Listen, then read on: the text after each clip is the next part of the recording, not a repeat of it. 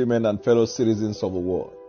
The last few days have seen the most vitriolic and vehement attack by Asiwaju Bola Ahmed Tinubu and the All Progressives Congress against the person and the office of the President of the Federal Republic of Nigeria, because the President is not prepared to budge and give in to the use of state machinery to rig the 2023 election.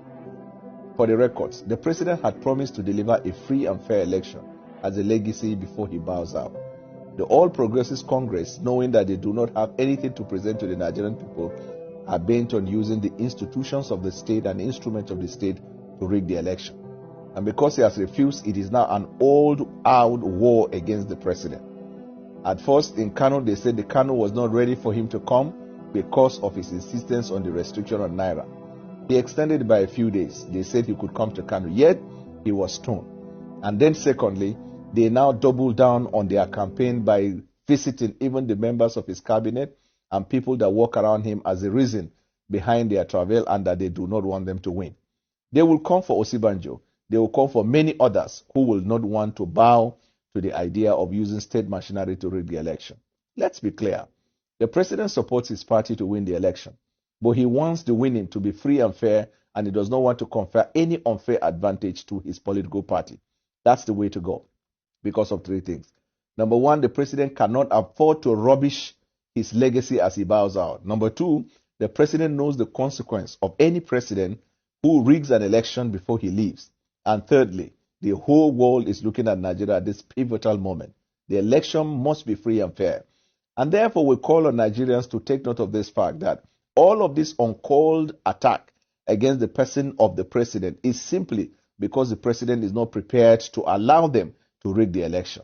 At first, they started by demanding that the INEC chairman be removed because the INEC chairman refused to bow out from the use of the beavers, as Asiwaju had expressed that in London. And secondly, the Naira restriction, which is aimed at stopping vote buying. They were putting pressure on the President to extend it long after election in order to allow them to use the money they stashed in many safe havens around the country to use for the vote buying. That is not possible, even though it has been extended, if it is, in fact, for the masses.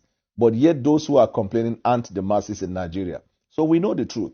The truth is that big men and big politicians who want to come together and use money to weaponize poverty in Nigeria and rig the election are prepared.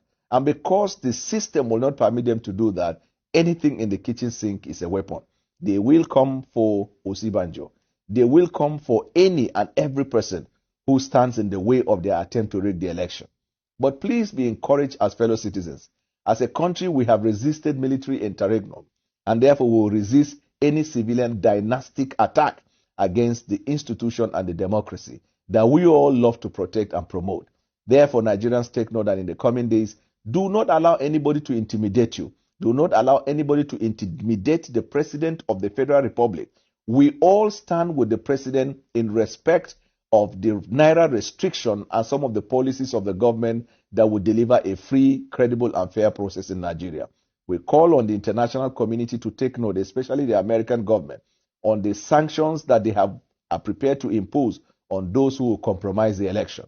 And let them take note of individuals, and let them take note of systems and even law enforcement who are participatory or who are accessory to this attempt to destroy democracy in Nigeria.